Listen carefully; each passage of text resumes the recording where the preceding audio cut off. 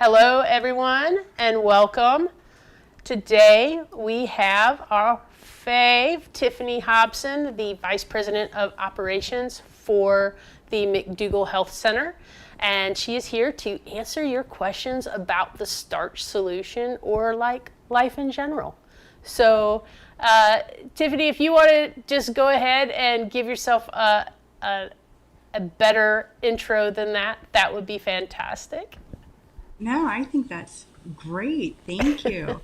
Yeah, I've been working for the McDougalls now for it's coming on 24 years. So I have pretty much done just about everything within the organization.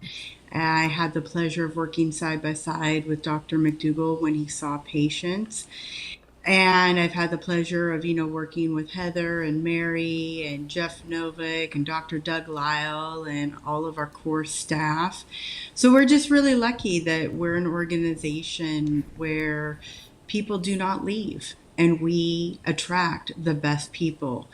And we also attract the best patients. We're about to get ready for another 12-day program that's going to start February 28th and go through March 11th. So if anybody has any questions about our programs, do not hesitate to ask. And, I'm here to be of service to you. So please let the questions begin. Exactly. We are getting some comments coming in, mostly talking about weather at this point. Patsy's here, Diana's here, Tanya's here. Let's see, Bev is here. She says in Michigan it's 25 and windy. And Linda is here. Good to see everyone. So, I don't know, like for me, if you have any tips, like, when you get, like I've had bronchitis, and so I'm kind of getting on the other end of it. I'm almost done through my antibiotics and all that, but it feels like the antibiotics like made me want to eat the house. Like I Well, had just been yeah. like ravagingly hungry, and like I'm just like so I've been eating a lot of rice, and a little Indian food, a little tofu mixed in some vegetables and stuff like that. But, you know, I feel like I got to the point where I was like, oh, is this too much? Too much rice, right? Because I was just like, every couple hours, just like, ah, ah, ah, ah, ah. So, like, what can I do to, like, just kind of get myself re-regulated?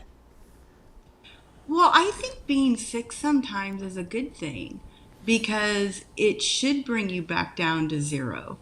And, my daughter actually, she's on the couch sleeping right now. She's sick. I'm all about rest. Rest is huge. Hydration, whether you're drinking water, you're drinking tea. But really, you want to just let your body dictate. Now, it's hard if you're on an antibiotic that is causing you to eat. I mean, that happens to people with steroids. I mean, most people that are on steroids guarantee a 5 to 10 pound weight gain and the moon face. But if you're lucky enough not to get it, that's great.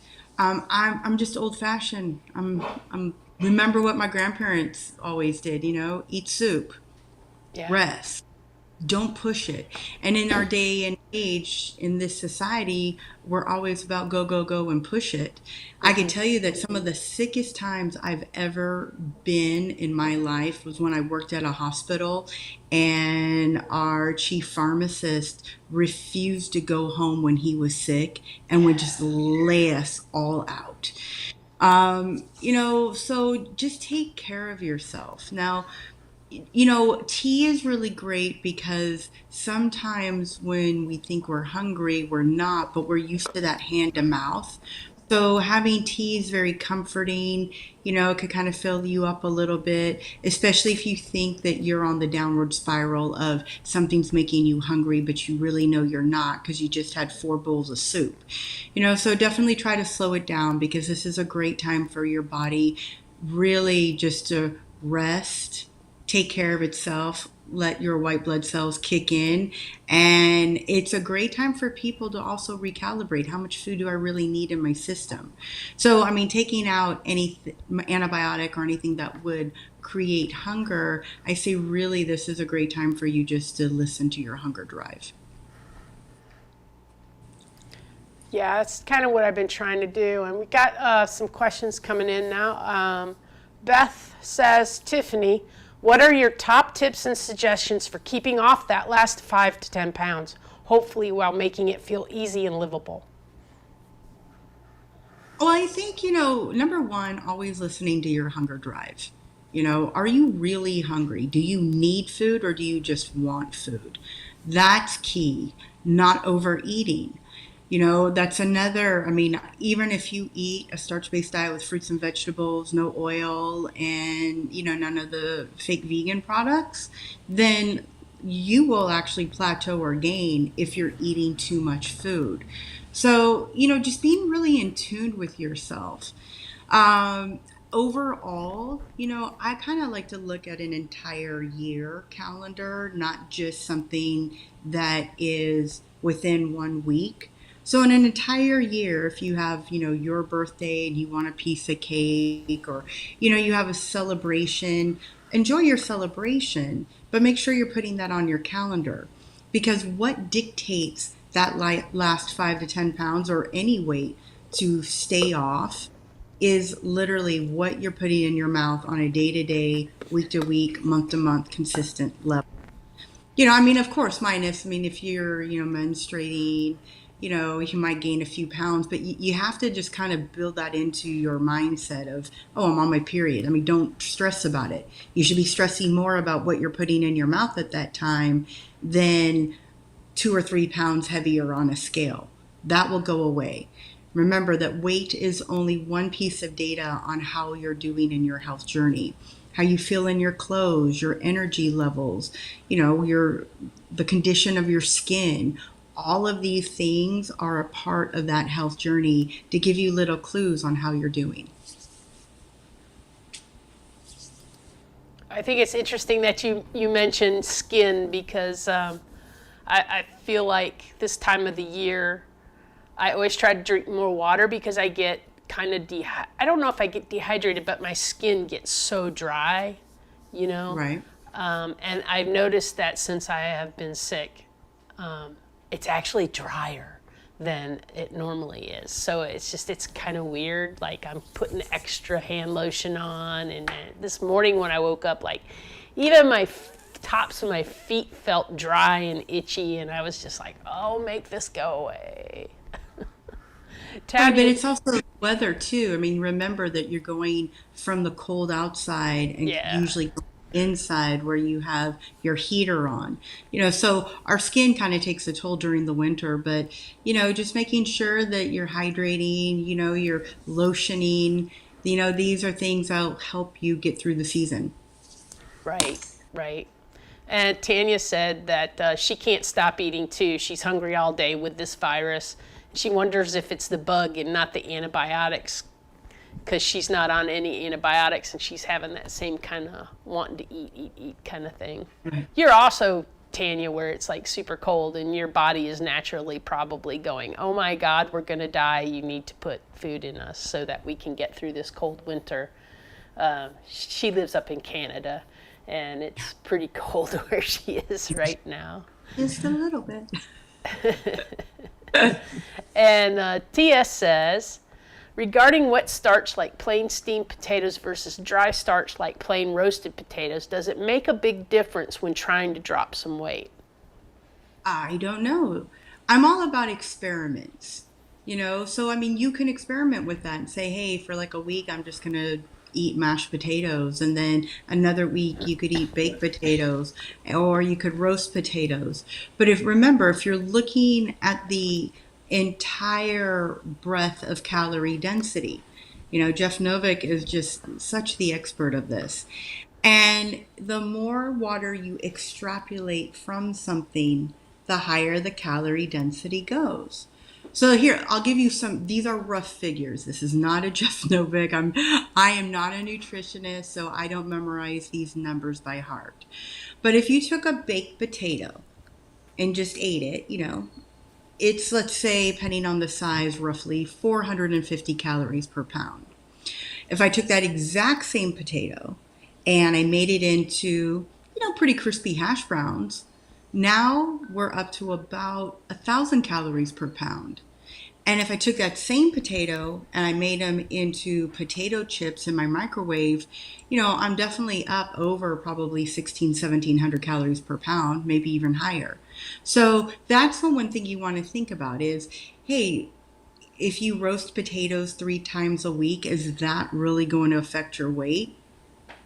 Unless you're eating a ton of them, I don't know. I mean, what are you also putting on your potatoes? Condiments can wreak havoc as well. If you're dipping it or drowning it in A1 sauce, I mean, hey, I love A1 sauce, don't get me wrong, but it's a very salty condiment. And that could show up in other ways, like with you retaining water, retaining weight. It could, for some people, increase their blood pressure. So what I like to do with my patients is I like the experiments. Like, hey, why don't you eat mashed potatoes for a week? How's your satiation? Did you feel more satiated than you have before or less? Now let's do another week. Let's do baked potatoes. Let's do another week of roasted potatoes. I think that it's really interesting when you do these little experiments on yourself that you really personally see how it affects you. Did you eat less of mashed potatoes because it was more satiating, but with, the more dried roasted potatoes that were like French fries, you went to town on and you ate more?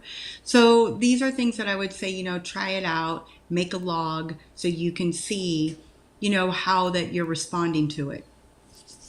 Yeah, I feel like even when we were doing the actual 12-day program, like we collected a lot of data on how we felt about how we ate when we ate certain things, and then we would talk to each other about like, hey, I felt this way, or I'm still hungry, that wasn't good enough for me. Like, we would do all this back and forth and try to figure out, as a team, what was working for us. And there were just some things that she did better with potatoes, I did better with rice. And I love rice, and so that is usually my go-to now because of that information.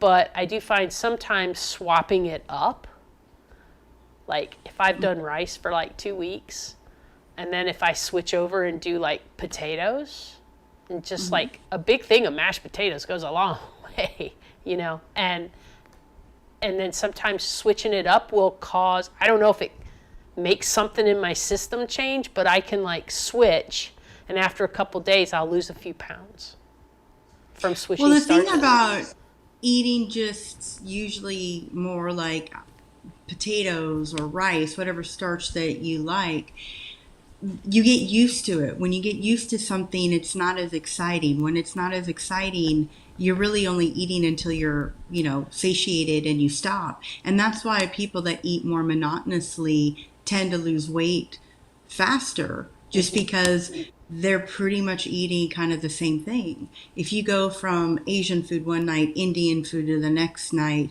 Italian the next night, like if you're always changing it up, you get really excited about what you're eating. And for those people that have a tendency to overeat, it let the it's floodgates. Like, ooh, look at that, it was so good.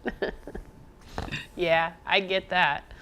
Let's see, and Linda was saying the old feed a cold, starve a fever, so it said, maybe your body knows best. And yeah, probably, because this did start out as a pretty good cold, and then it just kind of turned into the nasty over a couple days. But yeah, and I don't think I mentioned, Kathy's not here because she's sick. She actually had an appointment with her chiropractor. She goes to the chiropractor every month, and something was going on. They had to change the time, and since we were going to be leaving again shortly, she wanted to go ahead and get that in. So she apologizes for missing everyone today. She apologizes to Tiffany for not being here. But as Tiffany and I said, ooh, we got this together. So we're going to have some fun. Dawn says, which tea blends would you recommend, Tiffany? Whatever tea blends you like.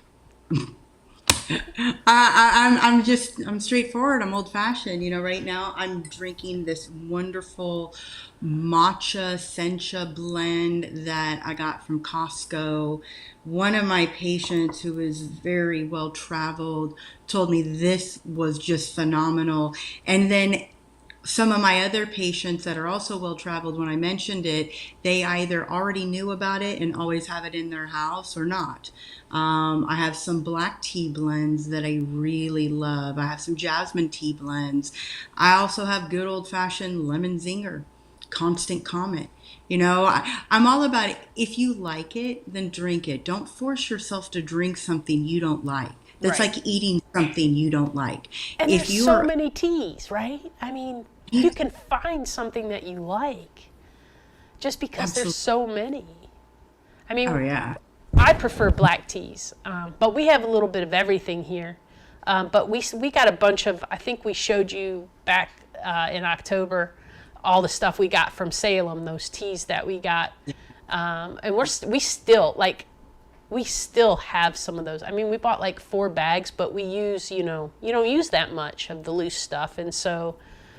We still have some of that, and the blends are just like phenomenal, right? Like they have like apples and things like that in it, and it just changes everything. So, yeah, you can Absolutely. find a tea for sure. And we also have some of that. What is the brand? Oh, I think it's right here actually. The Celestial Seasonings tea. Yeah. And a lot of time, this is one of our herbal Bengal spice that we'll go to for like when we're looking for something a little harsher, I guess is what I want to say. Just because this one is a good sinus clearer for me. So we'll have that sometimes like at night. And they also have one that they make called Sleepy Time tea. And we do the Sleepy Time tea sometimes too, and it's really tasty. And Tanya says, Linda, I have been sick with RSV since about the 18th of January, feeling like I'm getting better finally, but so congested still. I have been hungry constantly. Yes, Tanya's been fighting with this stuff. Gosh, she went from one thing, like, I don't think she had COVID. Tanya, you didn't have COVID, right? You had something else, and then it moved into the RSV situation. So yeah, that's some serious stuff right there. I was kind of worried about that actually myself, just because we were in Florida. There's all sorts of upper respiratory stuff going around everywhere. Your daughter has it, and it's just like it's hard to avoid it really. But and then we had also just gotten off of a cruise, so it's like, where did it come from, But we do pretty good on the cruises. Like Kathy makes me wash my hands every 5 minutes. I feel like I just feel like I'm constantly in a bathroom. Like we'll walk past a washroom and she'll be like, "Go wash your hands." Like it's just this constant hand washing. We'll read a menu, and then we'll order. We'll get up, we'll leave, and we'll go wash our hands in the bathroom and come back. And if we touch something else, we just try to really make sure we keep our hands super clean.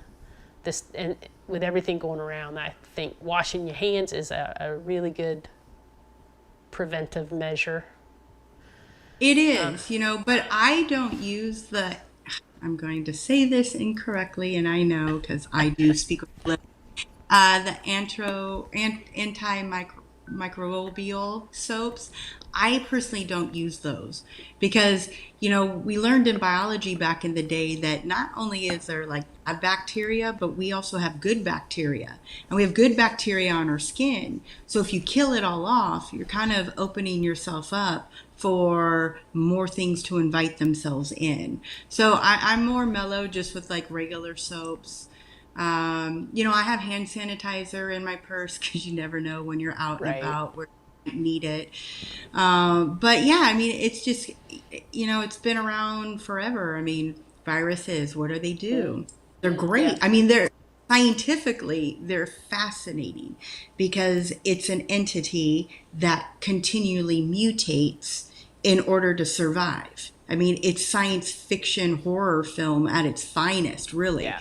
No, but we just don't want that with us. So, Right. just doing the best you can and taking the best precautions. I mean, right now, my husband is sick, my daughter is sick.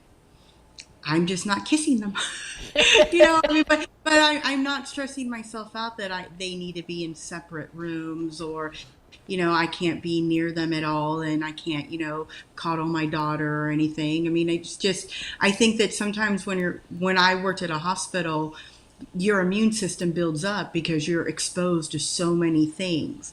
And this is why, kids, when they go to school, if they haven't been exposed to a lot of different stuff, where they can get really sick. My Hmm. daughter, for instance, in preschool, never was sick. Ever. I don't think she ever, I mean, she might have gotten a quick cold here and there, but I couldn't even count on one hand how many times since she was a baby. And then out of nowhere, I think it was second, third grade. It was like the first time ever that, oh, she's getting sick now, So, but I'm also very old school. I know what to look for. If I hear, raspy breathing, absolutely, I'm taking her to the doctor. But if there's no, rattle in her lungs and she's just tired, as she is now, I mean, she's crashed. I don't know if you can hear her snoring. I can. No, I don't think we can hear.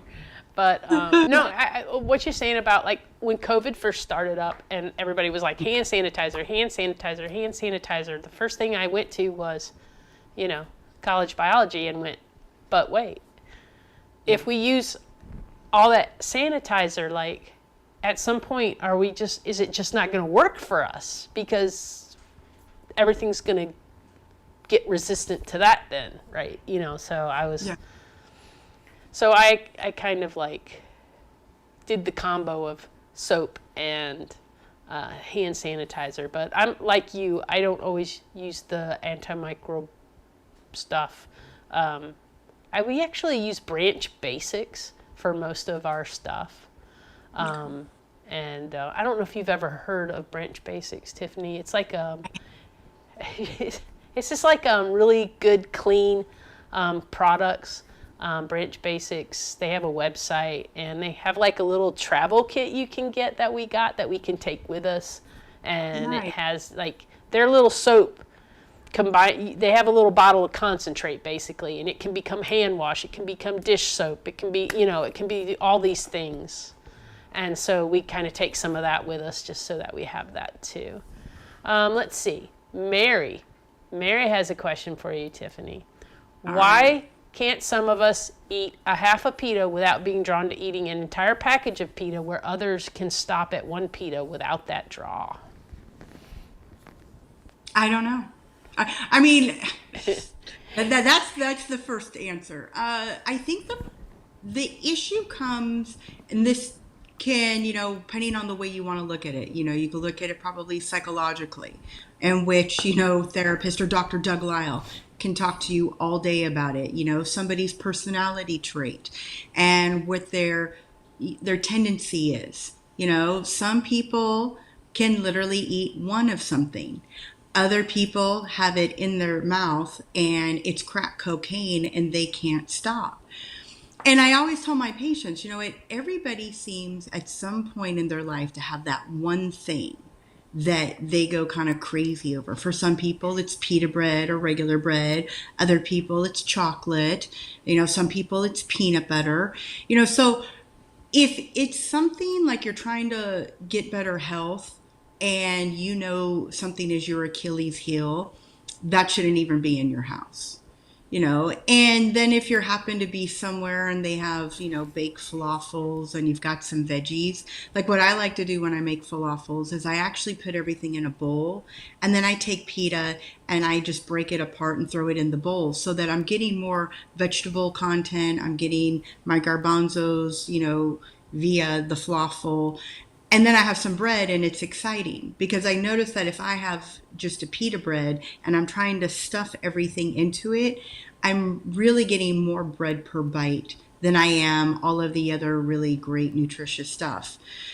Um, but, I don't know. Sometimes it's nostalgia. How did you grow up? Some people, I remember my grandfather making homemade bread.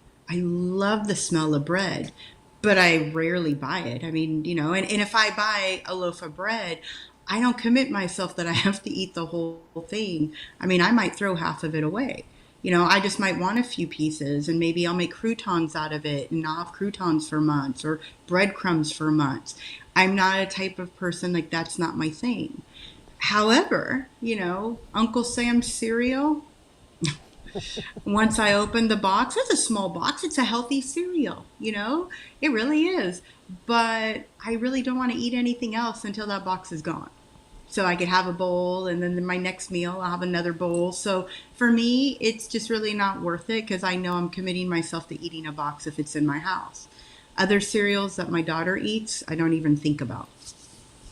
So it's one of those things, if you can't eat half a pita without eating the whole package, you're not a person that should probably have the whole package in front of you. Have some people over, divvy out the pita bread, then you have a little bit, but you have no more. And don't buy any more for a while. That would be for me a practical way of looking at it. But then again, it might be your personality trait and you just go gung ho off the pita and Dr. Doug Lyle at esteemeddynamics.com would be fabulous to talk to about that. Yeah, definitely. I know I have the bread thing too, Tiffany. Like, Kathy's always like, oh, but you should buy this really, really expensive, fancy bread. She can't have gluten. So she's like wanting to live vicariously through me with my bread choices. And she'll always try to get me she's like, this one has no oil. This one's made by this company down the road. It's this beautiful thing and they slice it and it's like $10.99 for this little loaf. And I'm like, yeah, no, I want the 100% whole wheat bread that, looks like old school sandwich bread because I don't want to pay more than $2.99 or $3 for it because I know I'm not going to eat all that before it gets bad. And so I don't want to spend a lot of money and then end up throwing out half or even more of it in the trash. So I usually just go for the cheapest thing. And because it's not yummy and delicious and homemade and everything, it also slows me down. Same thing when you were talking about cereal. So growing up, I ate Cheerios with bananas. And so I'll keep Cheerios. And as long as we have bananas, I might have bowls of Cheerios. But we don't always have bananas, or Kathy will get to them before I will. And I'll look at the cereal and go, oh, I'd like some cereal. And then I'll look over in the kitchen and go, we don't have bananas. No cereal. It's just you program yourself with certain things. It's I don't know. I compartmentalize sometimes a lot of my food, and it helps me, kind of stay at bay with some stuff. And Tanya's saying, Tanya had her morning snack between breakfast and lunch was Kathy special, which is a Japanese sweet potato cold in a paper towel. You know how people in the South eat the big pickles? Kathy does that with sweet potatoes. It's hilarious to me. First time she came around the corner and she had that paper towel wrapped around, and I was like, where did you get that pickle? And she was like, it's not a pickle. It's a sweet potato. And I was like, oh, never mind. That's hilarious. Yeah, I've never been a pickle girl, ever. Really? Really, my first experience, I remember my dad took me to McDonald's. I was very young. and there was the cheeseburger with the pickles and the special sauce. Mm-hmm. I puked in McDonald's, and never had I ever had an inkling of having a cheeseburger or especially pickles, and I don't want any special sauce. So with all of those, you just need that one experience to say Yep, it's okay. So it's yeah, true. and where I grew up, they did sell like the huge pickles, and I remember, people at lunchtime they would go and get them, and I would just It'd be like be sometimes at the absolutely. gas station. On the counter in the gas station, there's this big tub, and now that I'm older and I worry more about germs and things like that, I'm like, how sanitary was that? If people just sticking their hands in the pickle jar. I don't know how we survive. All I know. right. M says, how do you feel about vitamins and supplements that are in gel form with a carrier oil? I don't know if I need to avoid these. I eat whole food plant-based, SOS free. Thanks. Hi, Em. I am not a fan of vitamins and supplements. They create nutritional imbalances, and if you want to read up on exactly how and why, Dr. McDougall wrote numerous articles that, I mean, if you went on to Google and put Dr. McDougall supplements or went to drmcdougall.com and just click in the search engine supplements, a lot of his articles will come up. Or you can always email me and I can send you a link that has lots of articles. So for me, when it comes to vitamins and supplements, people pay a lot of money to have very expensive urine. So my question is always, does it actually work for you? Because if you see any vitamin or supplement commercial in the United States, because the United States is only one of three countries that I know of, in case any got deleted or added to this list, that do direct consumer advertising from the drug companies to actual people. But if you go through, because I love drug commercials, because I'm the person that actually pauses and I want to see is what they're listing, what's on the black box label in my pharmacy books. But the thing with that is every one of those commercials will tell you this has not been substantiated by the FDA. So they can't tell you whether these things actually work or not. They sound fantastic. They really do. But, hey, sometimes there are certain supplements that, hey, if you need something and you take it, like B12. B12 is something that you're not going to be getting from a whole food plant-based SOS free diet. So you should be supplementing with B12. You really don't need that much of it, but even with the recommended dosage of what you need per day, you can't even find it that low in pill form. So you can always buy, the 1,000 microgram bottle and have one a week. And, you use what you need and you take out the rest through excreting it from your system. But, hey, sometimes, when my kid and my husband are sick, I do have vitamin C. I have chewable vitamin C, and I'll probably take more of it. I take more of it than United States recommended daily dosage. But if I look at the European daily dosages, I'm way under it. And I eat a lot of jalapenos and habaneros during this time because peppers actually have more vitamin C than citrus. So I kind of, for a few days, I might take some vitamin C here and there, and then I don't anymore. So I use it on an as needed basis. So if you're using vitamins or supplements, you should definitely talk to a healthcare provider, or, you can always make an appointment with Dr. Lim on the drmcdougall.com website for a consultation. But my question is, do you need it? Because a lot of people take vitamins and supplements and they've been taking them for years. And they started it before they changed the way they ate, and now they're eating so much healthier. So did you do an experiment to see if I don't have this supplement? Do I notice any changes? Do I feel any different? If you do, then hey, maybe you need that supplement. Did your lab levels change at all? Or if you stop the supplement and you feel the exact same or you feel better, then you know. So, it's always good to like question, why do you do the things you do? Why do you eat the things you eat? And why do you take the things you take? Absolutely. And yeah, the only thing like that I've been besides B12, the only thing that I've been like supplementing with is I do have to have some D about Okay. every other week, because whenever I get my D levels tested, if I don't keep taking it, I've tried being off of it and they tank. So I got something I just can't. But I worked in IT for years, right? I wasn't really outside that much. When I go for walks and stuff, I have my hat on. I usually, I would have stuff on to keep it from absorbing into my skin. So it's going to be interesting to see with us doing all this traveling and being outdoors more, Right. and especially being in sunnier areas and things. Like, does that change how much I need? So that's Well, one.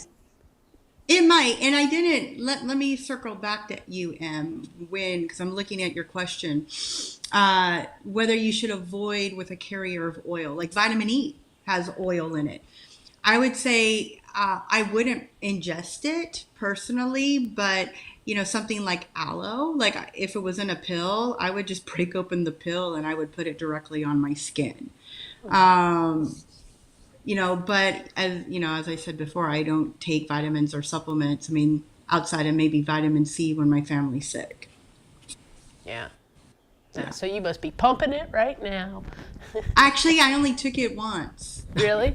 I do, because I eat more habaneros and Yeah. jalapenos, and I make a spicy tea. Back in the day, I used to teach yoga, and when I taught Kundalini yoga, we would make like the Yogi Bhajan style spicy tea where there's like black peppercorns and ginger and Oh, some wow. other stuff. So I'll do that, but I really don't stress about it, because I know that, hey, in the end, you're going to get sick at some point. Yeah. It's kind of like death. Whether you want it to or Yep. not, it will show up on your doorstep at some point in your life. Yep. So I don't boo getting sick, but I'm highly observant on how I feel. How's my energy level? Is it low? Do I feel it? Does my ear feel off? Do I have a tickle in the back of my throat? So then I know if I'm starting to feel this, oh, I should get some soup going. Do I have any peppers on hand? I definitely need to have some peppers. Like I allow those cues to dictate what I'm going to eat and drink, and I make sure that I take a little extra time of rest. I'm not trying to stress myself out at doing 25 things within 3 hours. Yeah. It's like, okay, what do I have to do? That's what I'll do. Do I need to like sit down and take a break for a minute? I do it. So really listening to your internal cues. And I think that really helps kind of curbing sickness faster than not. Could Yeah. I have sent my daughter to school today? Well, I could have, but I rather my daughter actually stay home longer. So I know that when I send her to school, I'm sure there's other sick kids there that she's not going to be turning around and getting it twice fold because I sent her back too early. So, really just make sure that you're taking care of yourself. Yeah. Definitely. It just, especially with everything that's just like going around and all that stuff. Kathy always says that she knows when I'm getting sick because like I always like want to be all huggy or like, just like I just, she's like, you always want to be all up in my face. And she goes, that's how I know you're getting sick. Because I'm not a very touchy feely person, but if I'm starting to get sick, apparently I get kind of touchy feely, and then I get kind of emotional and stuff. And she's like, yeah, you're getting sick, you know. But the mistake that I have made with this bronchitis is not sleeping enough. Now, I knew when I started getting sick, I said, okay, I need to sleep. So I took some extra naps and stuff while we were on our trip. Right. And but I think then when we got home, I wasn't sleeping enough. I was staying up too late, and then I went to urgent care and I got all my meds and everything. And that day, like after taking everything, I couldn't sleep. I actually was up for 36 hours.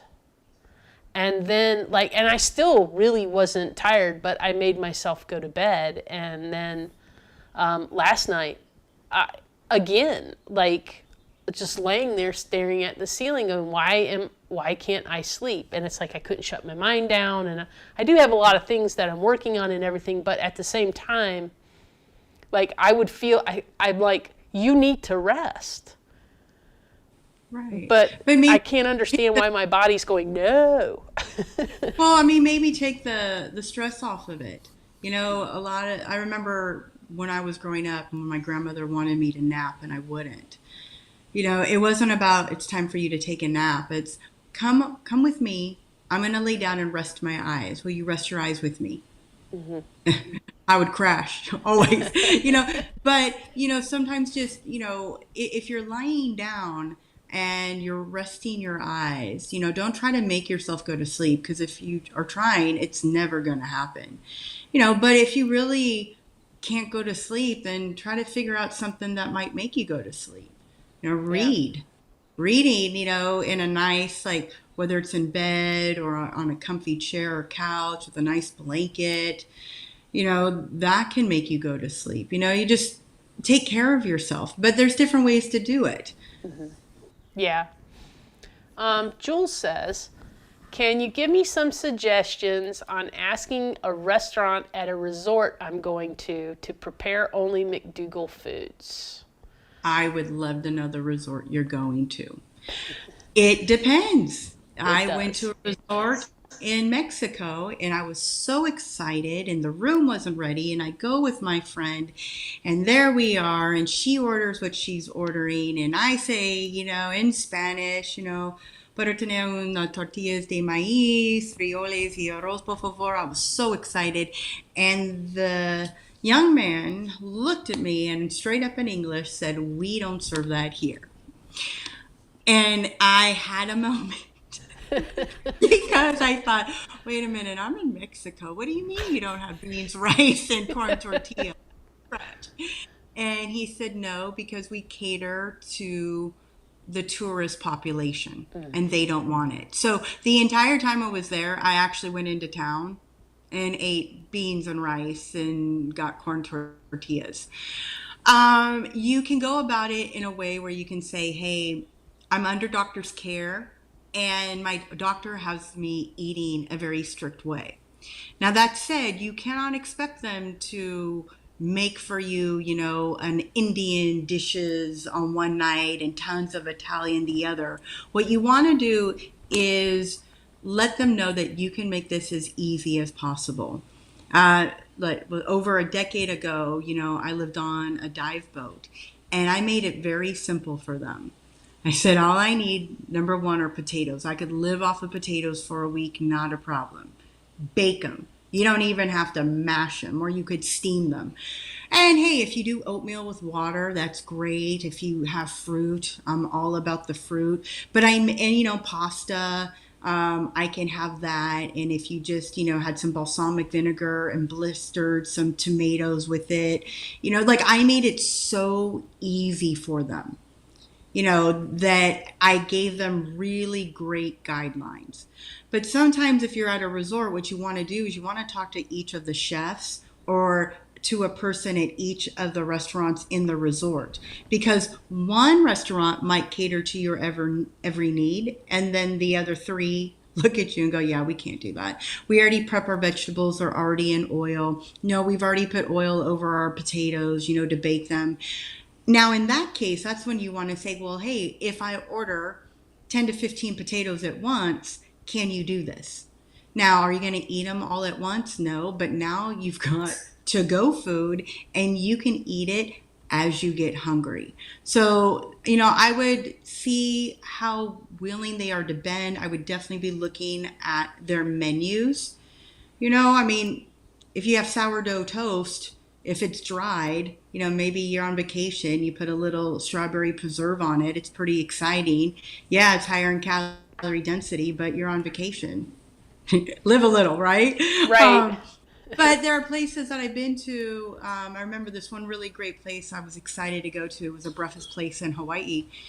And my friend knew the owner, and I asked, "Oh, your oatmeal, do you make it with milk or water?" And he said, "Milk."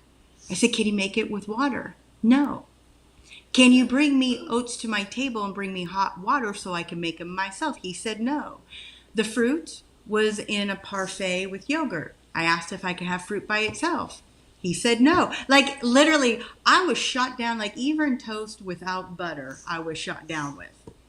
And when my friend was finished, he finally asked, "Oh, what are you having?" I said, "Well, I'm having nothing because you won't do anything that I would really like. So I'm going to go to the place down the street where I know they'll do that for me."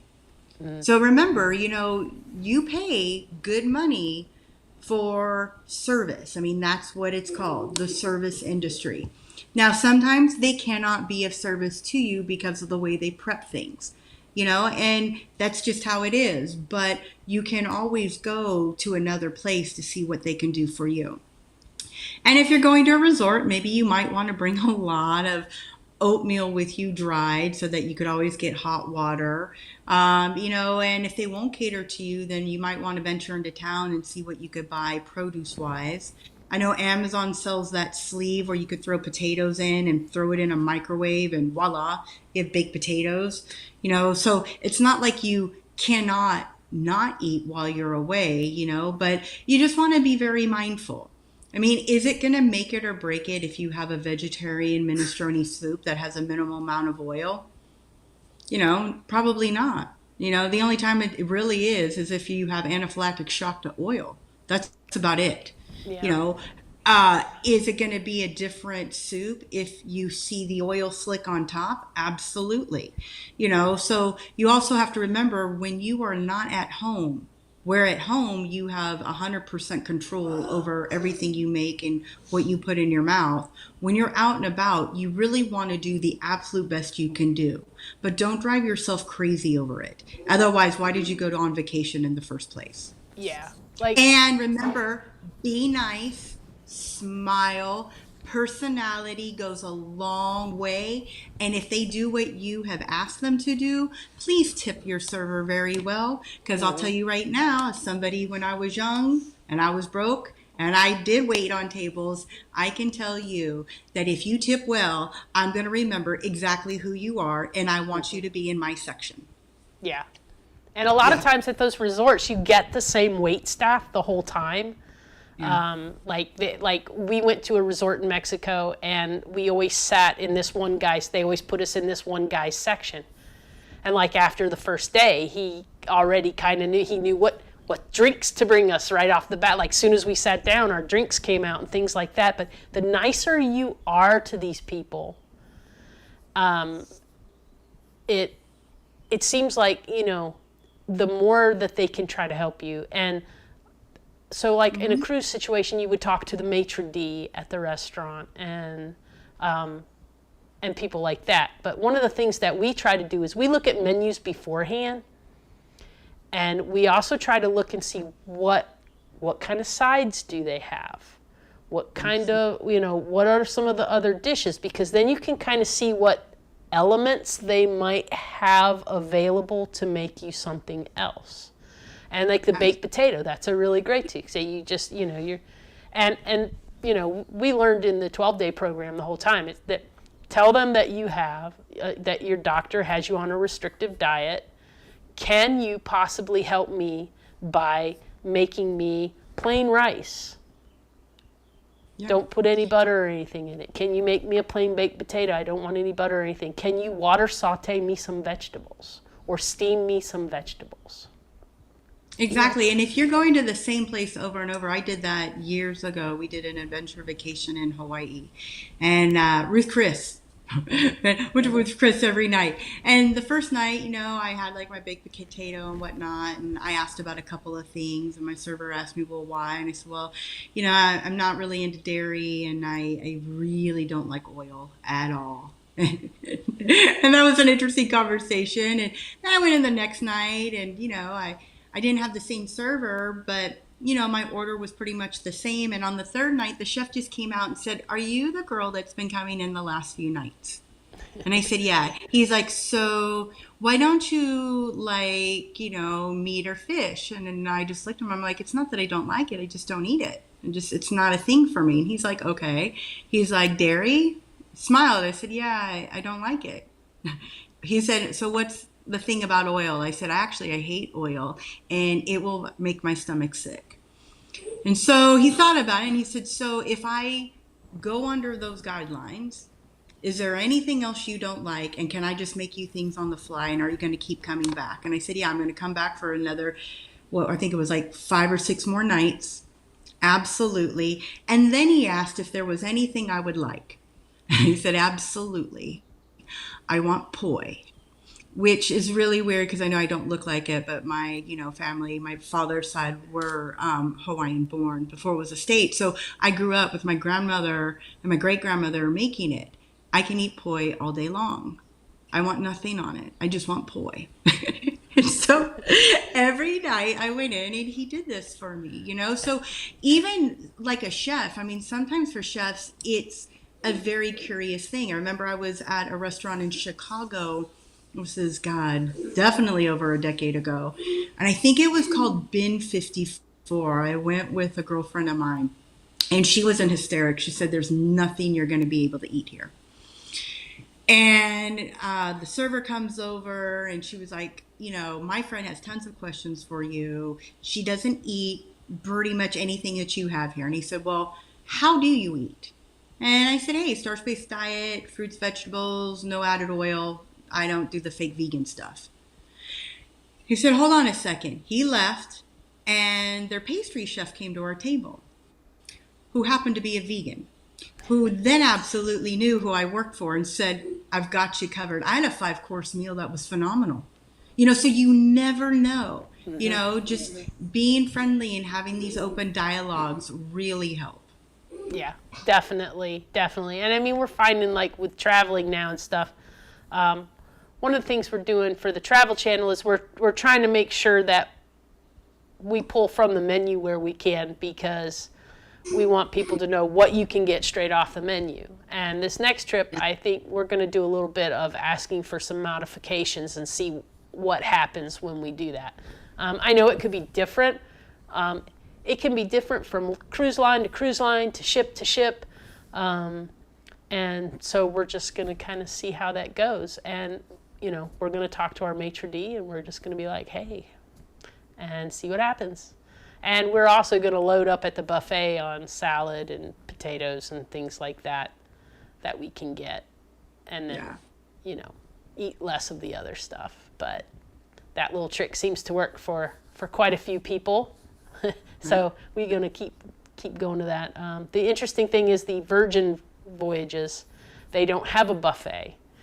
So they have quick service. And so, and it changes daily. So that one has been kind of interesting, and we're gonna see a little bit more this time, like how we can put things together. But they do have like a huge salad place where you can pick your salad and stuff like that. But they didn't have a lot of baked potatoes. But the thing that we didn't ask was we didn't go to the steak restaurant and say, can we have some potatoes to go? Absolutely. That's what we're going to do this time. Just to see, will they just hand us off some potatoes? So, who knows? Could be fun. Kitty Mommy says, to my point in question, when you switch starch, does your body have to figure out how to more efficiently use the calories? Because I experience weight loss when I switch it up too.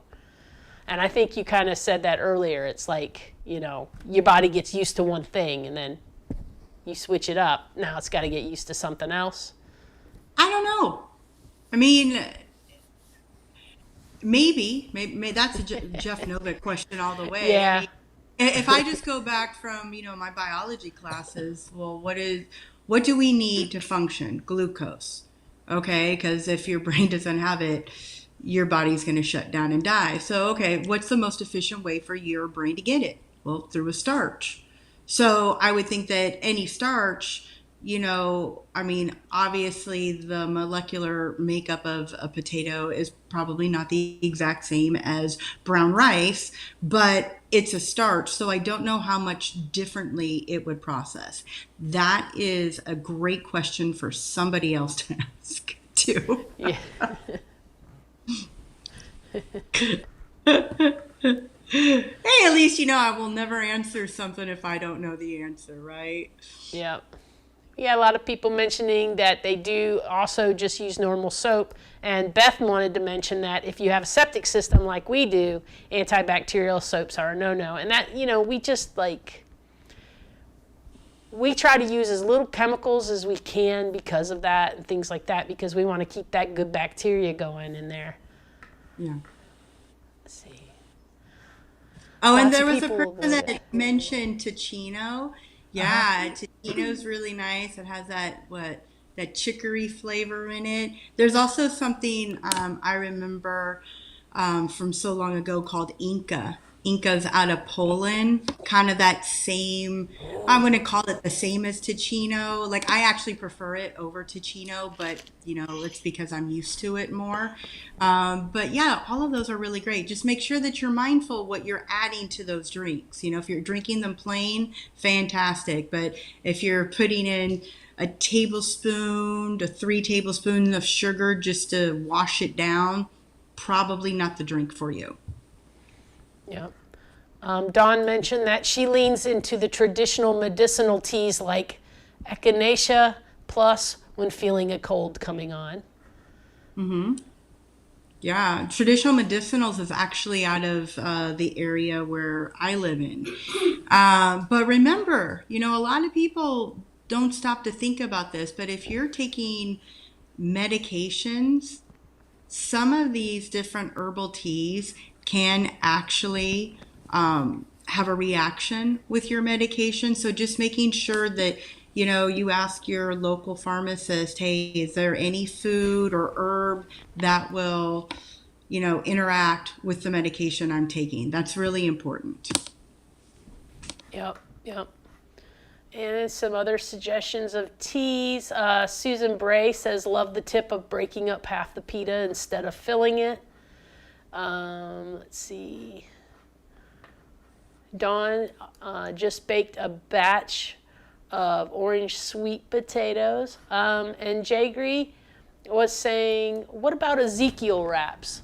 I like these Ezekiel products myself. Although around here they've been starting to get a little harder to find. I don't know what the deal is with Whole Foods here. Only seems to have like the muffins.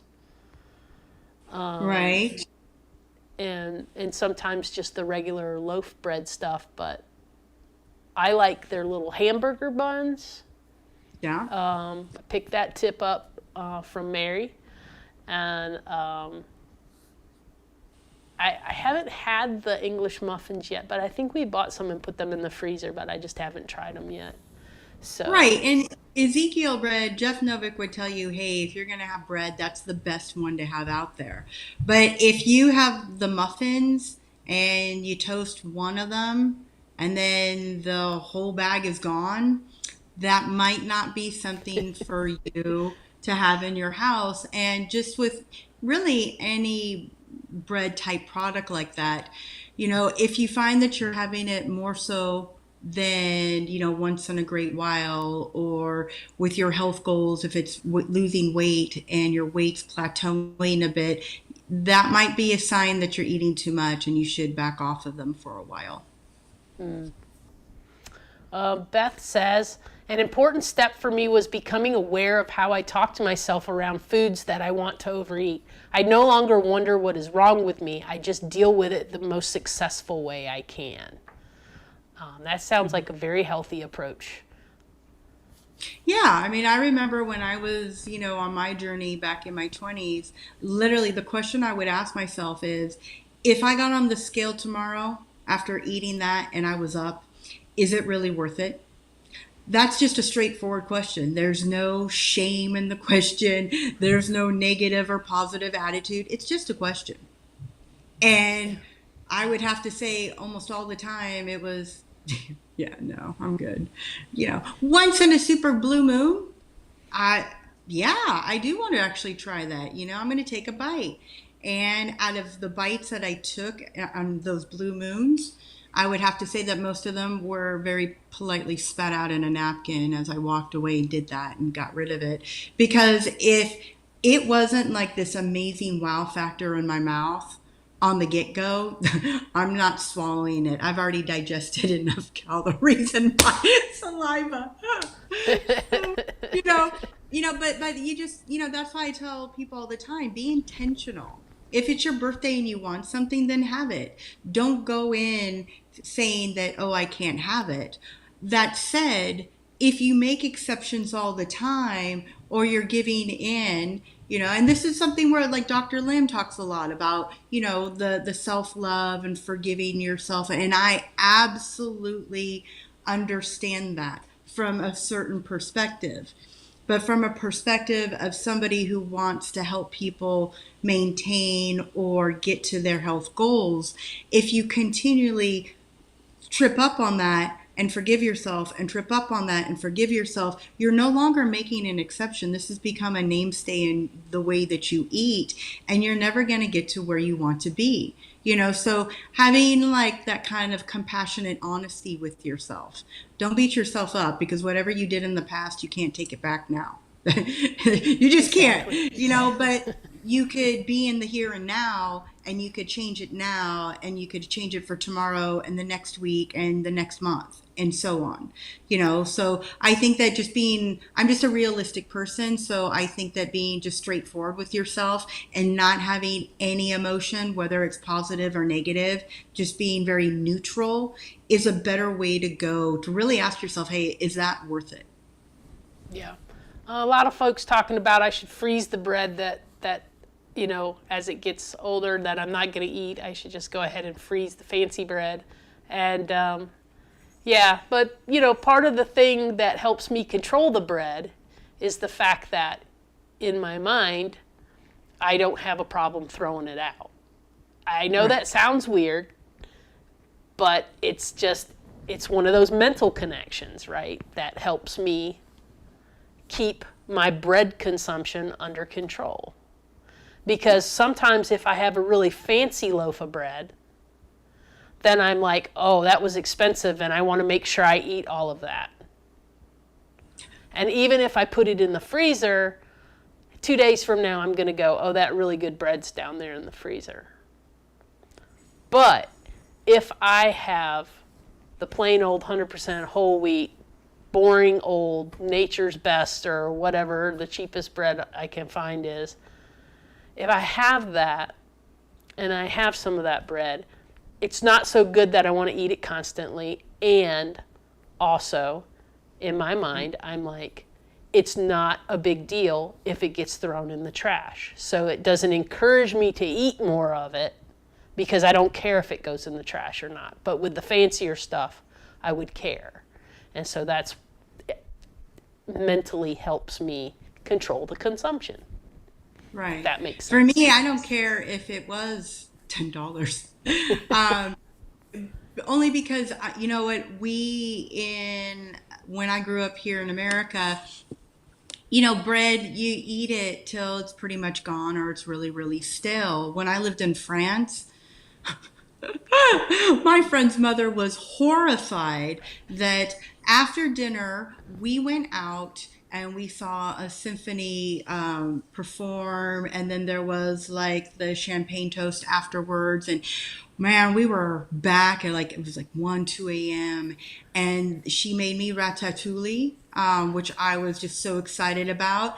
And there was the fresh bread, because they actually would get bread fresh Mm-hmm. morning, noon, and night. It didn't cross over. And so the next morning when I got up, she sat me down and we had a very serious conversation because she was very worried that I would eat such stale bread. And then I watched her get horrified when I told her about how we eat it in America.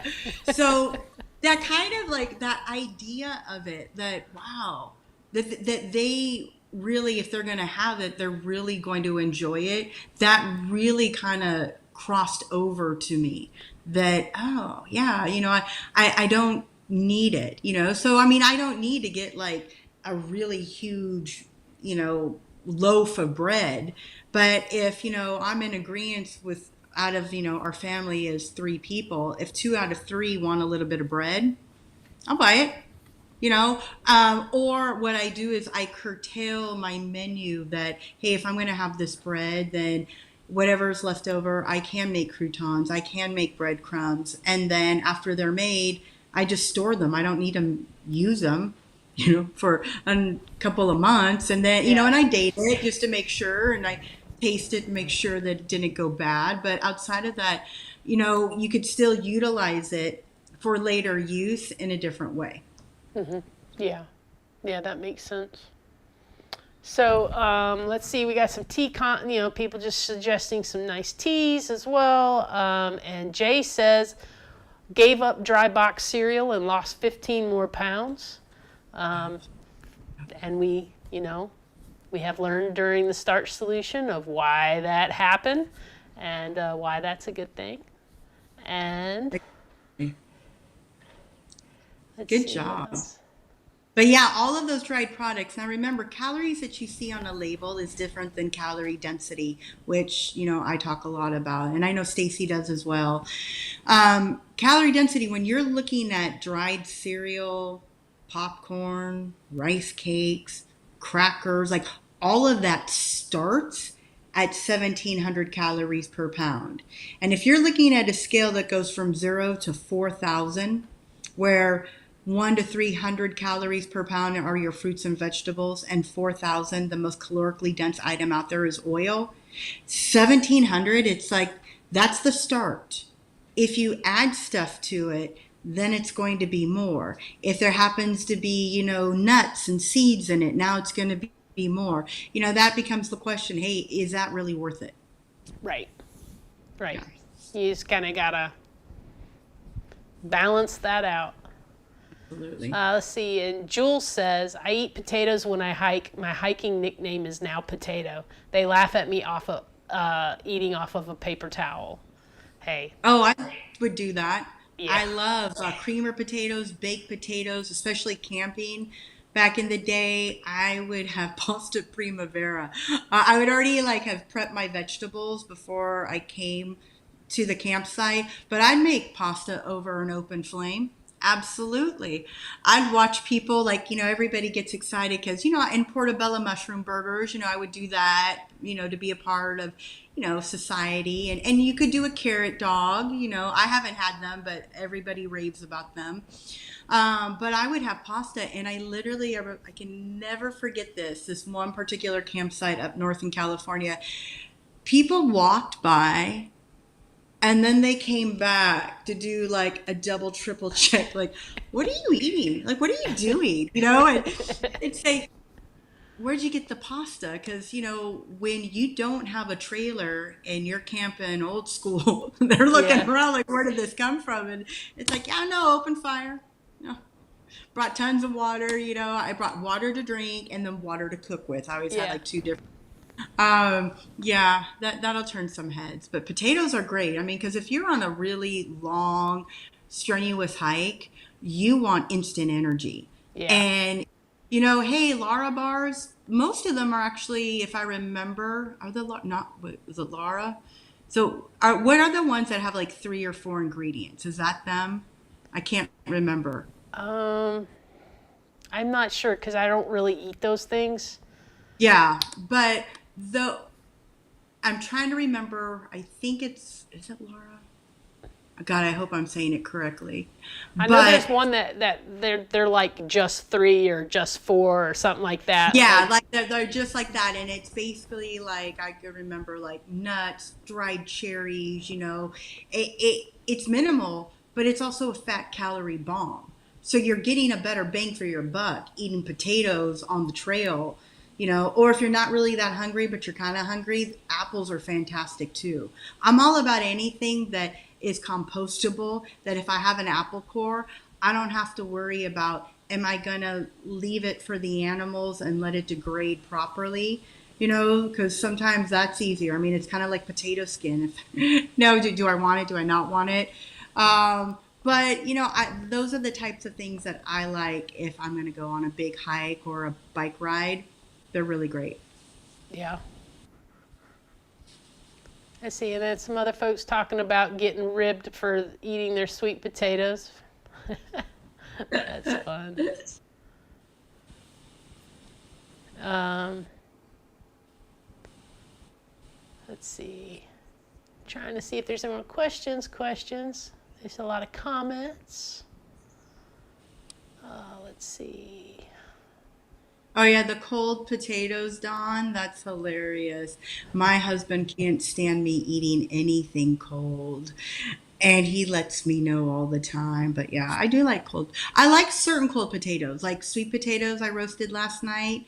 They taste like candy. Those I'll eat straight up cold, or like red potatoes or creamer potatoes. They're really great as a snack.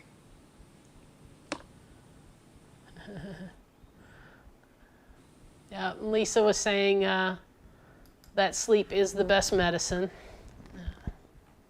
That is for sure. Yeah, let's see. Yeah, lots of nice chat going on amongst everybody today in the chat. That's awesome.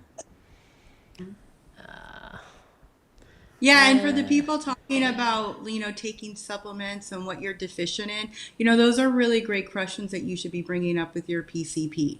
But you also have to remember, Dr. McDougall would talk about this all the time. Vitamin D, the actual test that they have to see whether you're deficient in it or not, they did test on Hawaiian surfers that are out in the sun every day, and they failed. It's also like, the bone mineral density test, that's based off of a 28-year-old Caucasian female. And at 28, you're of childbearing years. When you're 68, you've kind of passed that point, so really being able to discern, where the tests come from and how reliable the test is, and being able to speak to a healthcare provider about that is really important. Yeah. I mean, because if you're getting older, the best prevention for osteoporosis is weight bearing exercise. So we got a follow up with Jewel. She said, I'm going to send an email to talk to the chef and get their feedback on my request. Nice. And Apple had suggested to Jules to contact the resort before you go, start the conversation early. Jules says she did look at the menu, and there are two places to choose from: steamed veggies, baked potatoes. Awesome. You're in good shape. Absolutely. Oh, and Tanya, you're talking about low in iron, Yeah. but if it hurts your stomach, you should either talk to your doctor or talk to a pharmacist, because there are different iron supplementations out there, and some are nicer to your stomach than others. Yeah. And Tanya was saying she has a family wedding coming up in June, and not even sure they can make a vegan meal, let alone whole food plant-based, which is ridiculous. I told them I wasn't picky, just vegan anything, and it's still an issue. Crazy. Yeah, that's Well, but that said, I in my younger days did do event planning. There are places where if you bring something like that up, like the extra charge the catering company will hand off to the people getting married is quite ridiculous as well. You know, I mean, is it really worth $100 for some steamed veggies and a baked potato? You know, so, but knowing that you're walking into that situation, I absolutely would have like a ton of creamer potatoes in a purse. You know, hopefully they have crudité out there that hasn't been macerated in oil. But you want to have food with you, eat before you go, and then you don't even have to worry about it. Yep. Yep. Yeah. But you know, when we travel, we always have a bag of oatmeal and a bag of grits. So that we can just, if we have to, we can just whip up, you know, find a microwave some grits, microwave some oatmeal, and we're good to go. I don't know if you saw this, Tiffany. Jules says she met you in Costa Rica and has lost 90 pounds since then. Oh, that's fantastic. Congratulations. Hi, Jewel. Oh, I'm so happy. Yeah, no, Costa Rica, that was always a lot of fun. And Really Beth was. F says that makes me feel sick is a great response to why don't you eat X. No restaurant person wants you to feel the food that they makes you feel sick. Yeah, So, and remember, I mean, be little straight. mental. Exactly. Or be straightforward. I don't like it. Yeah. You cannot tell me that there's one person, and maybe there's a person in the world that likes absolutely everything. You know, but even some of the best Michelin star chefs, there's one thing that they don't really care for. You know, so what do? They just don't cook with it.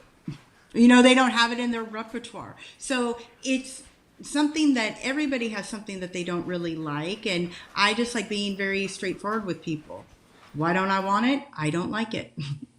It makes me sick. What will happen if you have it in excess?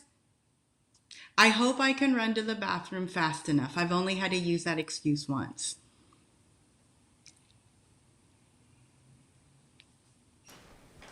Sorry, Kathy just walked in the door and it got a little noisy, so I had to mute myself. Maybe she'll come wave. Give everybody a wave. How was your appointment at the chiropractor? Good. I like the new lady. Well, Yeah. the lady, Dr. Allie. Hey. Hey. Hey, everybody. Hi, Kathy. Let's see. How's everybody doing today? Can you hear us? I can hear you. Okay. I like your hat. Feel like that should be the new thing. Is that Yeah, during the winter it might. So this is a different beanie than last time. Ooh. Yeah, then remember I had the black ball last time? I think it's adorable. And I can't hear anymore. don't really have anything to say except hello. I hope everybody's just kind of taking deep breaths. You guys, I don't know what you talked about. I haven't listened to any of this, but I know a lot of people are really stressed out. Did you talk about that at all? Nope, I didn't need to So- talk about that stuff. I would just like to add, take a walk if you can today. It's 80 degrees here. So just do something nice for yourself. And that's all I have to add. And hello, Tiffany. It's good to see you. Great to see you, Kathy. Well, where I'm at, it's pouring down rain. So, Yeah, I can hear now. And I have a sick daughter, so I won't be able to do that. But I actually will be working out about an hour after we are finished here. And to supplement any cardio, I will just go up and downstairs for half an hour. And if you do that, make sure that you don't get dizzy and hold on to the railing as you go down, or at least have your hand over it just to make sure. But that's a great cardio workout. Definitely. We have stairs. We have a split level, so the main level of our house is only where you come in. And so once you come in, you either have to go upstairs or downstairs. So, and of course, everything is downstairs except for the kitchen and the dining room and living room. So, like, I'm always downstairs, up, down, up, down, up, down. So. All right. It is getting on about 2:20. I know that we are getting close to your end time. And let's see, Lisa says, I just got back from visiting my parents and my mom baked fresh sourdough several times, and that's like crack for me. Luckily, there were 4 of us eating it, so I wasn't eating the whole loaf. Yeah. Yeah, that stuff is good stuff. Absolutely. So a lot of people saying they just can't throw out food. If you can't throw out food, you can freeze it or you could give it away as well. Don't forget that. You know, you can always invite somebody over. Yep, it's true. And Tanya says, if you think you'll throw it out, I say don't buy it. You know, or if you physically go into work, that's a great way to unload anything. Yeah. Let's see. I am trying to get down, to catch up on these. Everybody's chit-chatting, which is awesome. I know, I'm kind of glancing through them. I was really behind. So. Let's see.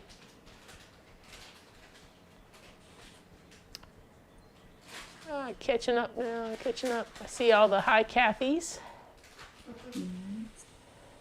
I'm not even there yet. And Apple says that they're snowed in there. She's also in Canada. And Lisa says it's minus 25 Celsius here and getting ready to snow again. I know that Lisa was telling me earlier this week that they had a blizzard on the way to them. So yikes, that's whew. You are well stocked in your house and you do not leave. Yes, exactly. Right. Exactly.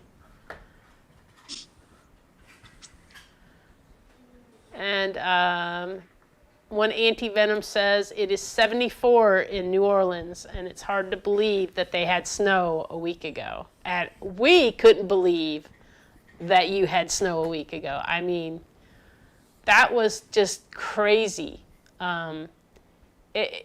We were on a cruise, actually, and it was cold and rainy. And so all the outdoor festivities for embarkation and stuff like that were just really low key. They didn't even do the usual stuff that they do because everybody was just cold, and the seas were kind of rough too. We couldn't even go into Bimini. They said it was too rough for us to go in, so that meant a lot of people stayed inside. Instead of enjoying the stuff around the outside. Because, I didn't wear shorts the whole entire time we were gone. I was in Florida where I'm usually in shorts the whole time. Even at my parents' house was even colder because they're further up in Florida. And it was unbelievable to us that the Florida Panhandle got snow that week too. Everybody that doesn't usually got snow got snow. That was crazy. All right, so I'm done kind of glancing. Yeah, well, New Orleans, you're coming up on Super Bowl, and that just jogged. Let's talk about Super Bowl for a minute. Yeah, Who's there watching? We go. Who's playing? I don't even know. I haven't been catching up with anything. I know, sacrilegious. Oh my. The Kansas City Chiefs will be defending their 2-peat and trying to go in for that 3-peat. And they're going against the Eagles. That's right. Yes. So that sounds like it's going to be good. Well, I hope so. I don't like a Super Bowl where it's. I'm going to call it like it is. No ass kicking, please. I want a good game. I want everybody. I don't care whether you're a Chiefs fan or an Eagles fan, on the edge of your seat, almost puking and crying and cheering all at the same time because it's such a close game. That's, to me, what a true Super Bowl should be. Yeah. The best of the best. Yeah. So yeah, great things to make for Super Bowl if you're hosting it. Potato bars are fantastic. because everybody can get whatever they want. Making a huge thing of chili, because you can put chili on top of those potatoes. Cauliflower buffalo wings Oh are yeah, I an love those. absolute hit. Always, having some fresh fruit out, having the crudité, making some hummus maybe. Let's see, what else? Sometimes I do taco bars, Oh yeah, that's a and great idea. saute vegetables. So there'll be like fajitas, and then I'll do like portobello mushrooms, and then have beans. And, if I have mixed company, I just tell them, hey, if you want something, bring it over. Cool. Sometimes I host it, and I do that for them. But what I like is if I'm having mixed company, I want everybody to enjoy themselves, and I don't have to worry about leftovers because I just give it away, especially if I don't want it or like it or Yeah. eat it. So but there's so many really great healthy ways. I mean, even making fresh veggie rolls with a nice chili sauce for dipping. You could do peanut, but I'm not a peanut sauce girl, and to me that's such high added fat and calories. Just go for the sweet chili sauce. Yeah. But things Jules. like that are really nice to do. And when I watch football, as any sport, I don't eat while I'm watching.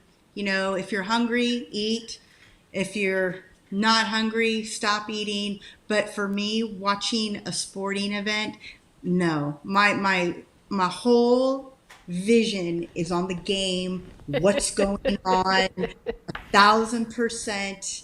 I don't want to hear about so and so. No, I don't. I want the game.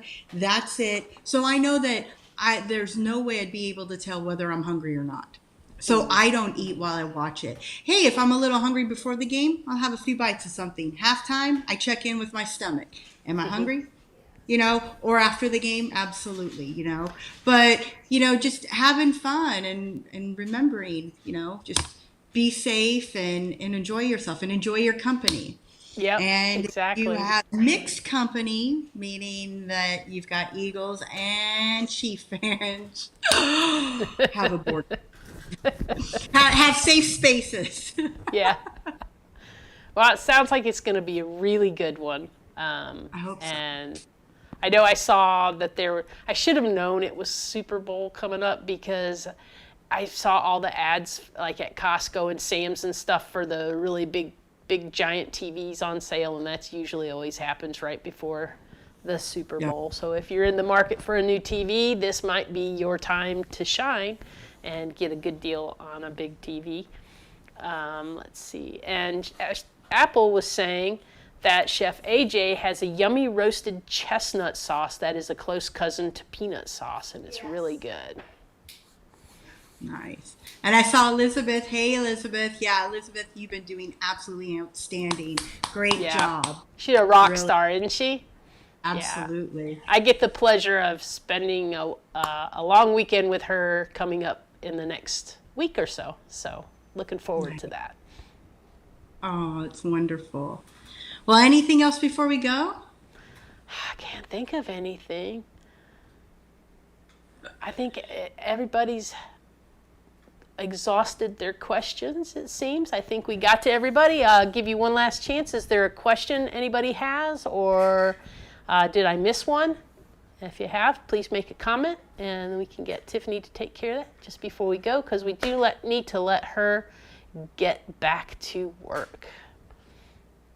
And we do appreciate you, as always, taking the time out of your day, because I know you guys are super busy and coming on and talking with the peeps and just, giving them some good information and helping people figure things out. Because, I mean, Absolutely. everybody's And different.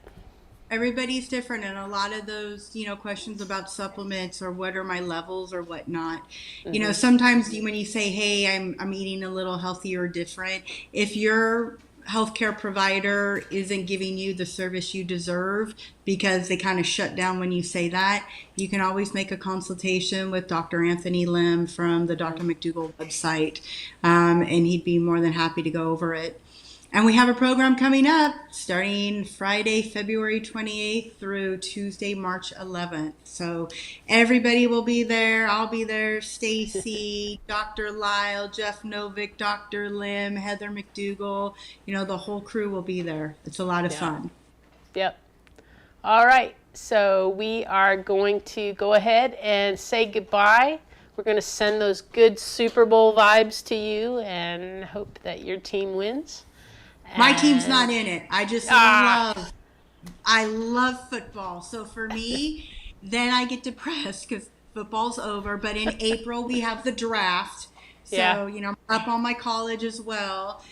And then it's sad. But then the newbies, those rookies, report to training camp.